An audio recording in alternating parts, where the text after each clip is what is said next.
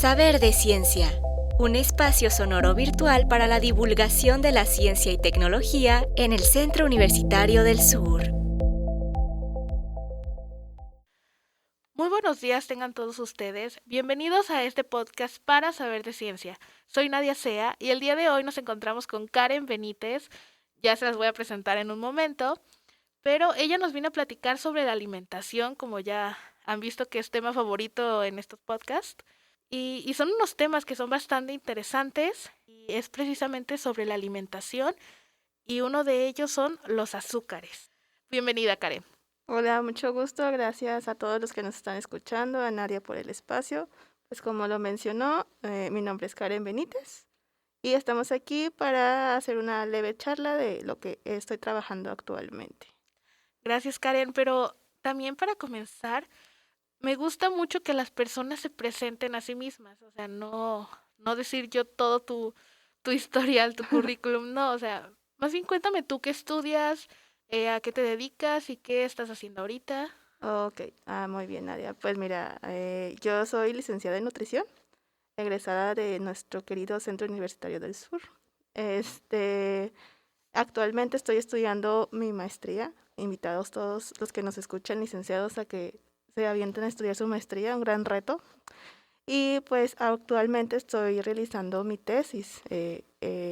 También hago consulta externa, pero ahorita estoy más enfocada a hacer la tesis. ¿En qué semestre de maestría estás? Estoy en cuarto, ya estoy por terminar. De hecho, este es mi último semestre, entonces es el semestre más pesado para terminar todos los trabajos y los productos, pero pues gracias por el espacio y la invitación.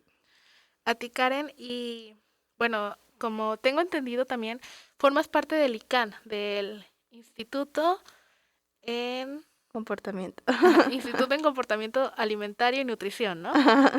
Pues un nombre medio revoltoso, pero una vez te lo aprendes te queda bien grabado. Y tengo entendido también que ahí tienen que estar realizando investigaciones todo el tiempo o todo el tiempo se están dedicando a ello. Por ejemplo, tu investigación en concreto, que ahorita vamos a platicar más extendidamente sobre ello.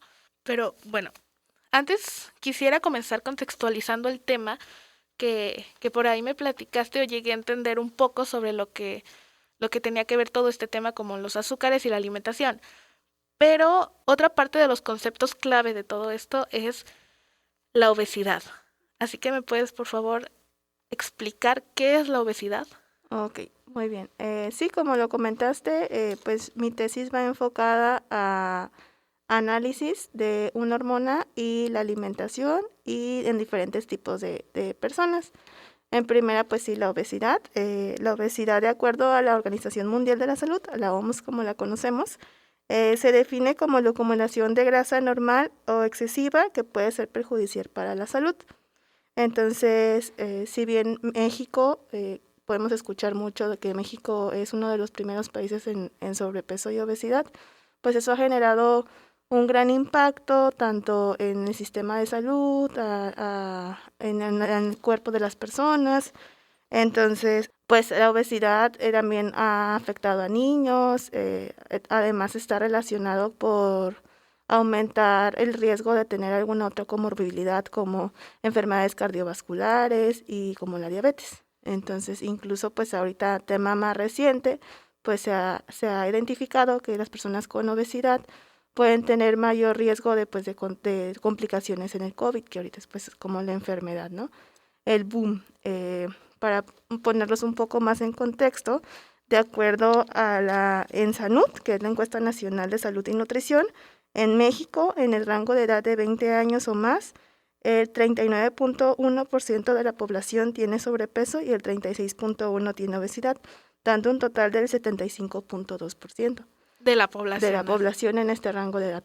Entonces imagínate el gran impacto que genera, quitando de lado pues los niños, que también se ha visto que los niños que tienen obesidad es muy probablemente que cuando sean adultos pues también la tengan. Entonces se ha considerado una epidemia a nivel mundial.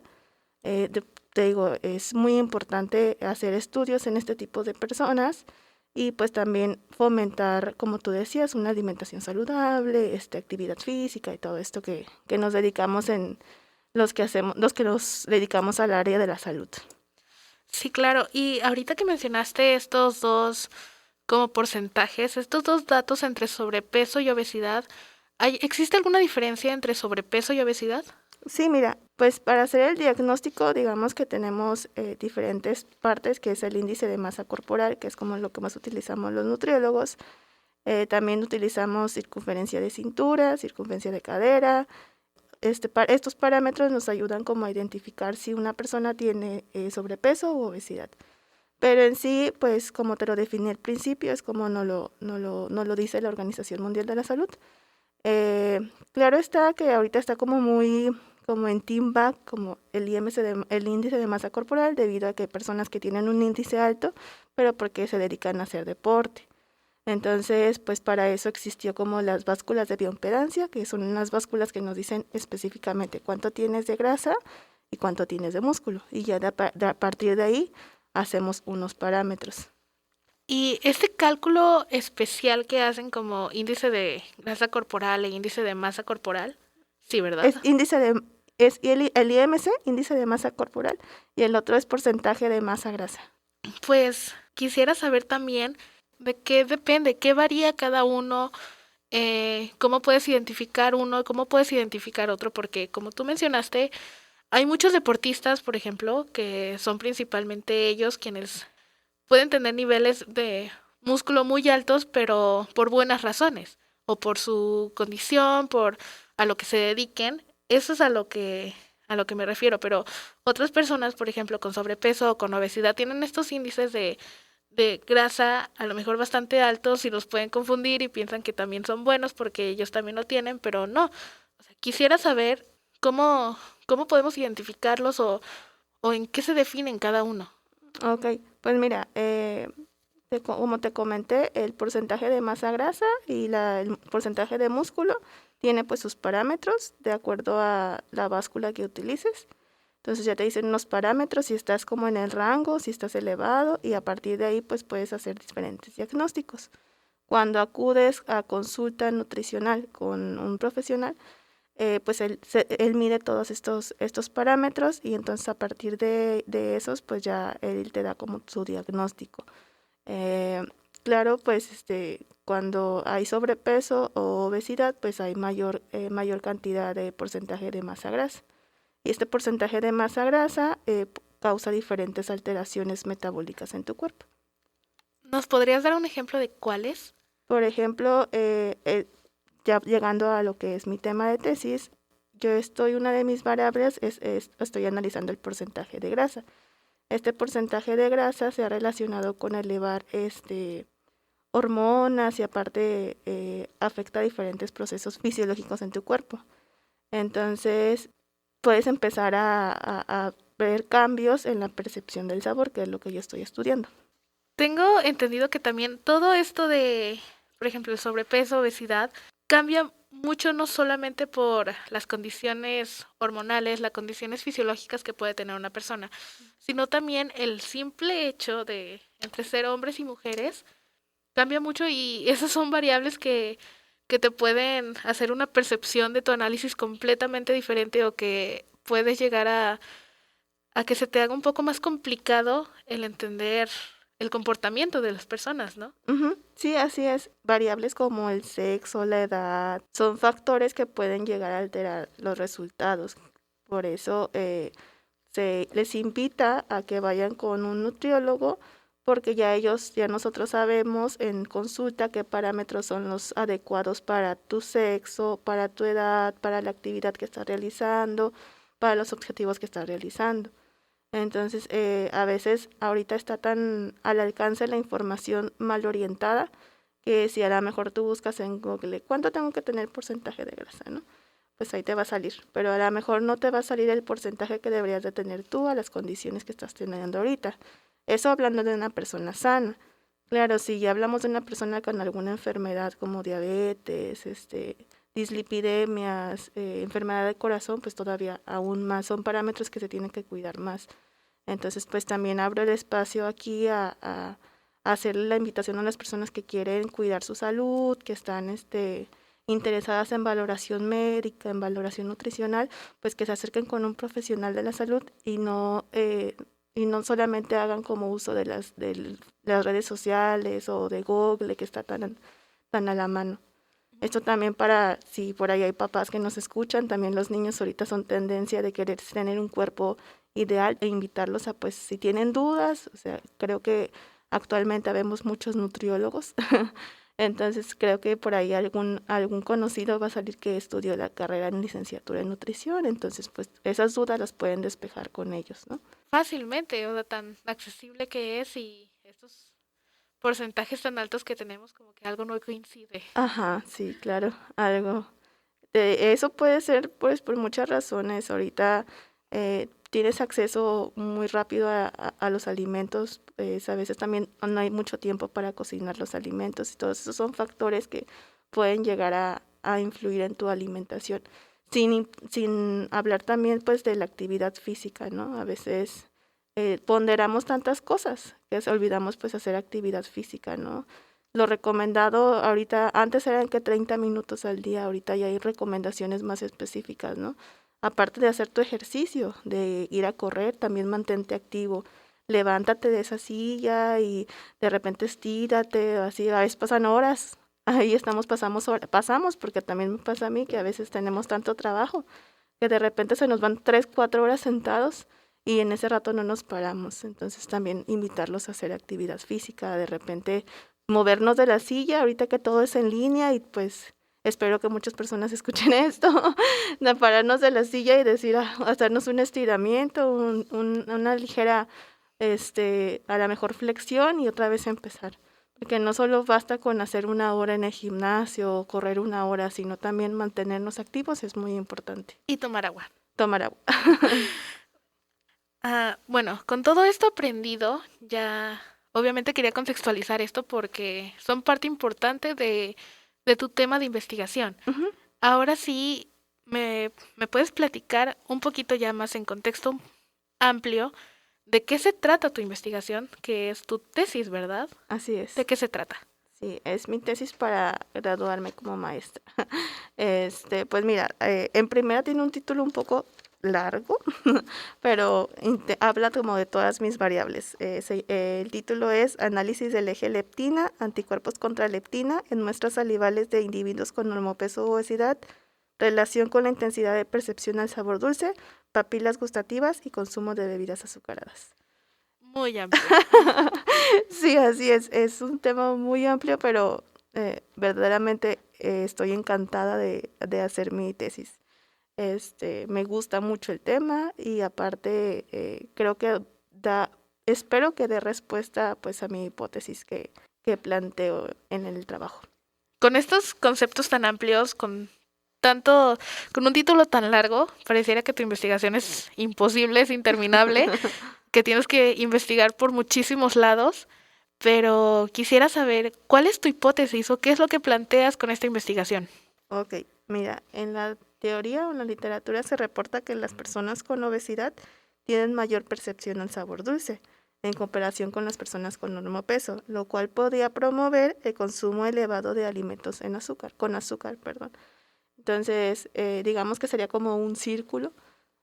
Si tú no cuidas tu alimentación, tienes obesidad, a lo mejor eso hace que tú consumas más, ocupes como más dulzor o ocupes más sabor dulce para decir, eso está dulce, entonces por lo tanto vas a comer más.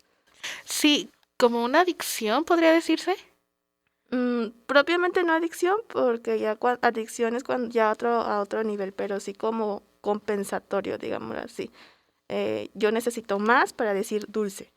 Entonces, creo que aquí cabe decir la parte de la percepción, cómo se define la percepción.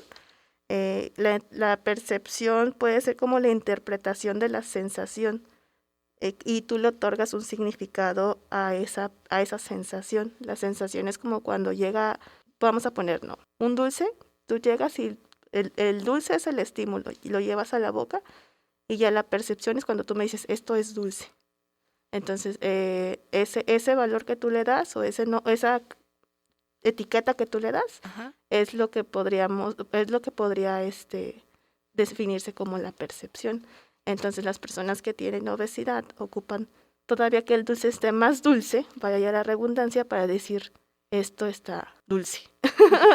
Como agregados, o sea, como más cantidad Ajá. de lo que Ándale. normalmente tendría. Ajá. Y Entonces, ajá. como esto, bueno, todo esto que me explicas funciona gracias al sentido como del gusto, Así es. que tiene que ver también con la lengua, con las Papilas. Ajá. papilas gustativas. ¿Cuántas o qué tipo de papilas gustativas tiene un humano? Ok. El sistema gustativo pues está conformado por diferentes, entre ellos está la lengua. En la lengua, según lo reportado, hay más de 10.000 papilas gustativas. Sin embargo, pues hay diferentes tipos de papilas. Hay papilas fungiformes, papilas foliadas y papilas circunvaladas. Ajá. Los nombres están un poco complicados. Entonces, yo, por ejemplo, estoy estudiando las papilas fungiformes.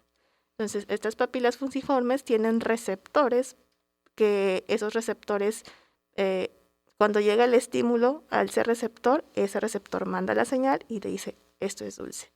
Entonces, yo estoy estudiando qué factores pueden afectar esos receptores en diferentes personas, como con personas con obesidad y personas con normopeso. Y todo este sistema del sentido del gusto incluye también no solamente pues parte de la lengua, sino me imagino que la vista, que el olfato, por ejemplo, que el tacto, pero hay una parte muy importante que alguna vez lo llegué a platicar también aquí en una entrevista, que es sobre las hormonas. Ujú. Que hay hormonas que dependen sobre todo del gusto, de la percepción del sabor, y es parte también de lo que estudias tú, ¿no? Así es, la hormona que yo estoy estudiando es la leptina. La leptina es una hormona que está implicada en el proceso de la alimentación. Sin embargo, lo que hace todavía más interesante y más complicado mi estudio es que yo lo estoy analizando en la saliva. Se ha reportado que existen niveles de leptina en saliva y que esa leptina puede llegar a promover cambios en la forma en que percibimos el sabor dulce. Entonces, normalmente la leptina la estudian en suero, pero ahora nos pusimos el reto de estudiarla pues en la saliva.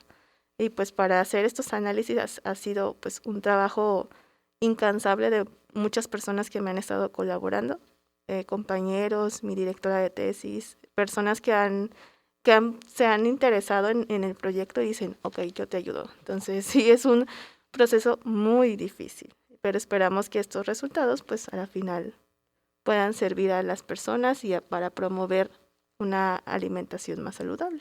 Sobre todo, yo creo que me imagino lo complicado que ha de ser porque es un poco más científico pero aplicado, o sea que es a prueba y hasta no confirmar no puedes detenerte. Yo imagino que es todo todo el proceso que has de hacer que... Sí, pues mira, rápidamente te puedo explicar cómo lo estamos realizando. Tuve colaboración de personas para que me ayudaran a recolectar las muestras, se les da un consentimiento informado, se les explica cuál es el objetivo del proyecto. Posteriormente, pues hacemos un recordatorio de una frecuencia de consumo, de las bebidas que están consumiendo, porque pues eso también lo quiero relacionar a los niveles de leptina en saliva y de papilas gustativas. Tomo fotografías, incluso ahí tuve que aprender a tomar fotografías de forma profesional para poder contar en una medida cuántas papilas fungiformes hay. Entonces, pues tienes que contar las papilas fungiformes en una medida de la lengua. Después tienen que donar saliva, o sea, con un tubito literal me tienen que donar su saliva. Hacemos una extracción de sangre y posteriormente tienen que hacer como percibir 3 sustancias diferentes, diferentes soluciones de sacarosa, que es el azúcar, y decirme, esto está del 1 al 10, ¿qué tan dulce está? Entonces, te fijas, son como varias etapas que tengo que llevar para posteriormente sacar un resultado. o un producto, que sería el finalizar la tesis. Entonces sí es, sí es un proceso muy arduo, pero en el proceso he aprendido bastante y he conocido bastantes personas que han enriquecido pues esta parte de De tu un trabajo. nutriólogo en la ciencia. Sí. Y bueno, ahora que ya entendimos como todo esto de la percepción, las papilas, los gustos, también hay como se nos está pasando la parte fundamental de todo esto. ¿Qué son los azúcares? Ok, pues mira, propiamente te podría definir un azúcar, pues son diferentes tipos como de definiciones. Entonces me gustaría abordar más el tema de los azúcares, como ya en concreto de los alimentos, ¿no? Que es la frecuencia de consumo de bebidas azucaradas. Es lo que yo estoy estudiando. Entonces, las bebidas azucaradas es literal cuando se les adiciona que el azúcar, la fructosa, porque también podemos encontrar azúcares pues en las frutas. Entonces, creo que decir azúcares es como un concepto muy grande, es como decir salud. Puedes decir salud para tomarte una cerveza, puedes decir salud cuando estornudas y puedes decir salud cuando estás ya libre de alguna enfermedad. Así de complejo es decir azúcares.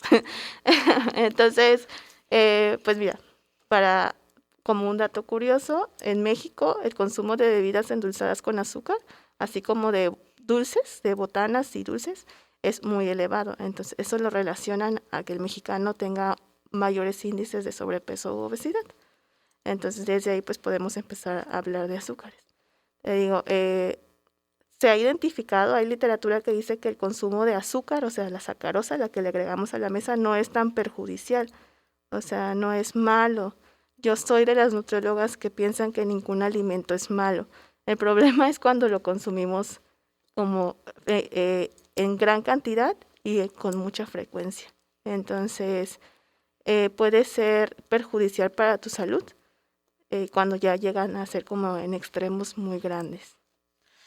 Sí, y bueno, hasta este punto creo que he tenido la oportunidad de toparme con muchos nutriólogos que me dicen precisamente esto, que los alimentos no son malos, prácticamente casi ningún alimento es malo, pero depende mucho por ejemplo, la conducta precisamente de cómo lo consumimos, Ujú. qué tanto, cómo, por qué, y todas estas cosas que influyen a cualquier persona, nadie está exento de esto, del consumo, pero específicamente hablando de esto, creo que te refieres a las azúcares no saludables. Ajá, sí, yo estoy analizando bebidas endulzadas con azúcar. Bebidas endulzadas con azúcar se refiere a bebidas que son agregadas al azúcar. Esto quiere decir refrescos, incluso los yogurts, bebidas energéticas que también son dulces, Jugos envasados, por jugos ejemplo. envasados, ajá, jugos naturales. Alcoholes también. Ajá, los alcoholes también tienen azúcares. Pues te digo, hablar de azúcares creo que se llega a ser muy complejo y no quiero como confundir a la audiencia, pero yo estoy estudiando esas bebidas. Esas bebidas son mi punto. Y bueno, esto precisamente de que el consumo de azúcar en este tipo de situación puede sí resultar dañino para nosotros, pero cuéntanos un poquito de cuáles son como, qué podría pasar si una persona, por ejemplo, como tú o como yo, a partir de este momento empezamos a consumir azúcares no dañinos muy, muy frecuentemente. ¿Cuáles serían las consecuencias de ello? Ok. ¿No dañinos o sí? Sí, dañinos. Ok, ok. Conceptualizando, vamos a poner ejemplos de refresco y jugos embotellados, ¿va? ¿Qué podría suceder si, por ejemplo, una persona mayor de 30 años, ¿no? Es sedentario, no consume suficiente, no consume alimentos de más, o sea, no alcanza a quemar, a utilizar todas las reservas de energía, que los alimentos es lo que nos aportan nutrientes y energía. Entonces no alcanzan y lo que tienen estas bebidas es que no te das cuenta de lo que te estás consumiendo. Son energía, no aportan muchos nutrientes, entonces lo que aportan es solamente son como, digamos que no aportan a tu cuerpo nada que tú necesites. Entonces aportan mucha sacarosa. A veces ni siquiera es la sacarosa tan perjudicial. Otros traen como jarabe de alta fructosa, que ese sí se ha reportado en la literatura que es dañino para nuestro cuerpo directamente. Entonces, aparte de eso, que creas como una adicción. Entonces, a veces me ha pasado que en consulta, que hay pacientes que no pueden vivir sin comerse, sin tomar, perdón, una bebida así de estas características, ¿no? Como el refresco o los jugos embotellados. Entonces, eso a la larga puede causar pues la diabetes, que es como de las enfermedades que se ha relacionado más. Primero, pues obviamente sobrepeso y obesidad. Después del sobrepeso y la obesidad puede desencadenar otra comorbilidad, como la diabetes. Y pues, como te mencioné al principio, pues son una de las enfermedades que más personas han fallecido por estas causas.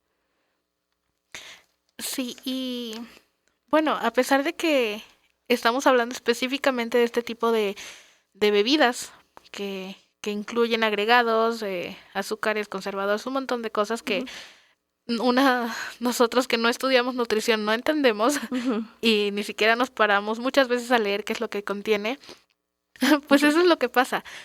Pero no todo el azúcar es malo, porque como lo mencionaste al principio, o bueno, de que hablar de azúcares es como hablar de un universo muy amplio. Existen otro tipo de azúcares, como los que incluyen en las frutas, en otro tipo de alimentos o el azúcar de mesa, pero así como lo dijiste también, que no alimento es malo, entonces entiendo que consumir azúcares también es necesario para nuestro cuerpo. ¿Nos podrías explicar por qué? Claro, los azúcares como son los que vienen en las frutas, esos nos aportan energía. O sea, al final de cuentas, como ustedes lo mencionan, los azúcares me imagino que lo relacionan como con los carbohidratos. Los carbohidratos dan energía a nuestro cuerpo. Entonces también vivir con una alimentación de cero azúcares no llega a ser sano, sino porque también estos procesos ayudan como a la memoria, a la energía, al ánimo. Entonces sí llegan a ser necesarios para toda la alimentación. Y hay productos comerciales que nos podemos encontrar con azúcares buenos. Mm, Creo que a lo que yo he revisado y yo consumo, creo que pues nada más serían así como envasados, como los jugos y todo eso. Creo que no podría darte yo una recomendación de consume, por ejemplo, este jugo. No podría. Yo los invito a promover el consumo de agua o infusiones. Puedes hacer infusiones y a veces o alguna bebida gaseosa sin sabor, sin saborizantes. Como recapitulando algo importante que dijiste ahorita, creo que también es importante lo que mencionaste de leer los ingredientes. Eso sí es bien importante y si a lo mejor no son nutriólogos o no somos expertos, porque claro que nunca se acaba de aprender, los invitarlos a leer cuando compren algún alimento envasado, a leer la etiqueta. Entonces, los primeros tres ingredientes que les salen son en lo que tienen más. Entonces, si lo primero que dice es jarabe de alta fructosa o algún otro azúcar que ustedes ni siquiera saben qué es, entonces creo que deberíamos pensar si lo consumimos o no. Entonces, a veces, aparte de los colorantes y de todo lo que tienen las bebidas, hablando propiamente de bebidas, es importante. Yo cuando al inicio empecé como con mi profesión, leí así como los tres primeros ingredientes y dije, bueno, si me lo sé, o sea, si sé qué son, creo que sí me lo puedo tomar, pero hay a veces que tú te lees la etiqueta y dices, pues, ¿qué es esto? O sea, porque no es como algo que tú estés como familiarizada y ya ahí puede ser como, o bien investigas, o bien preguntas a tu nutriólogo de cabecera, o bien también te valoras si te lo tomas o no. Y bueno, para ir concluyendo, me gustaría como terminar de recapitular todo esto.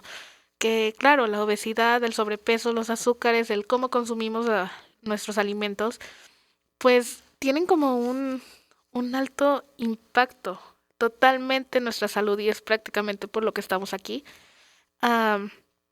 Pero así como mencionaste la diabetes, problemas cardiovasculares, problemas quizá de memoria, de nuestro movimiento, ¿qué nos recomiendas o qué consejo nos das para cuidar nuestra alimentación y si no estamos haciéndolo, pues cómo comenzar a hacerlo? Ok, sí, mira, creo que yo ponderaría como 3 puntos principales. Aumentar el consumo, a lo mejor ya está como muy tribalizado, ¿no? Aumentar el consumo de frutas y verduras. Yo soy de la idea de que es bueno hacer al final del día una recapitulación de lo que hiciste, ¿no? A veces vivimos tan acelerados que no nos damos cuenta. Entonces, como tip personal, a la hora que cuando te bañas, cuando ya te vas a acostar en la noche, pensar, ¿y realmente hoy consumí frutas? Los invito a los que nos están escuchando, ya consumieron la fruta del día. Eso, el consumo de frutas y verduras están en las encuestas nacionales, es muy poco en los mexicanos. Siento que somos infinitamente ricos porque podemos ir al mercado y los podemos consumir frescos. En otras partes del mundo no lo es. Entonces creo que eso es un beneficio que solo los mexicanos podemos tener. También, como te mencioné, el mantenerte activo físicamente y aparte ejercitarte. Los invito a salir a caminar con sus hijos, a sacar a pasear al perro, incluso el hacer el aseo de casa, eso es mantenerte activo. Ahorita estamos en un tiempo en el que la computadora, la virtualidad nos ha absorbido. Entonces, si bien también es cierto que estamos en pandemia aún, es importante mantenernos activos. Y además, el consumo de agua. El consumo de agua es importante para todos los seres vivos. Entonces no hay que olvidar que el agua también la podemos encontrar en los alimentos, claro está. Sin embargo, consumir agua cuando estamos durante largas jornadas, sentados o parados o haciendo alguna otra actividad es importante. Entonces, con esos 3 puntos creo que van a haber grandes cambios en su vida, y no solamente físicamente, sino también mentalmente. Es una paz cuando tú sabes que le estás dando nutrientes suficientes a tu cuerpo para sobrevivir. Porque al final del día, creo que pocos hacemos este ejercicio que algún maestro me lo enseñó. Gracias pies, gracias brazos, gracias manos por permitirme otro día. Porque realmente si nosotros no cuidamos nuestro cuerpo internamente con la alimentación, ese sí es el que ya no va a tener como una refacción. Después, nosotros que somos jóvenes, que estamos en una edad en la que tenemos que cambiar al mundo, que generar cambios importantes, porque el día de mañana no sabemos pues qué nos vaya a deparar con nuestra salud, ¿no? Y yo creo que mientras estemos sanos, cualquier cosa podemos sobrellevarla. Pues es una gran reflexión. Gracias por comentarla a todos los que nos escuchan. Espero que hayan escuchado bien esto, que se les quede bien grabado. Y bueno, Karen, ¿algo más que te gustaría agregar? Pues invitarlos a que sigan aquí a saber de la ciencia, invitarlos también a que sigan a nuestro instituto, también si alguno de los que nos están escuchando está interesado en participar en alguna investigación. Tengo muchas compañeras muy brillantes, compañeras y compañeros que yo sé que podrían ayudarlos en su investigación, que se informen, que acudan con un profesional de la salud para cualquier duda, sea nutriólogo, sea médico, sea enfermero, que se informen con personas que estamos preparándonos para darles una mejor atención. Y pues creo que es todo. Así es, Karen. Bueno, muchas gracias por haber estado aquí con nosotros, acompañándonos, por habernos explicado todo esto tan a detalle, tan fácil de comprender. Y pues nada, agradecerte. Gracias por el espacio y seguimos esperando más información de este espacio. Pues espero que ustedes hayan aprendido tanto como yo, hayan reflexionado y se les haya quedado algo en la conciencia sobre cuidar nuestra salud, sobre cuidar nuestra alimentación a partir de hoy. Así que nada, recuerden que todo esto que nos comentó Karen el día de hoy van a como impactar directamente tanto en nuestra calidad de vida como en la vida misma. Así es. Bueno, Desde el Laboratorio de Periodismo del Centro Universitario del Sur, les doy las gracias por habernos acompañado el día de hoy y nos escuchamos en el siguiente podcast para saber de ciencia. Adiós.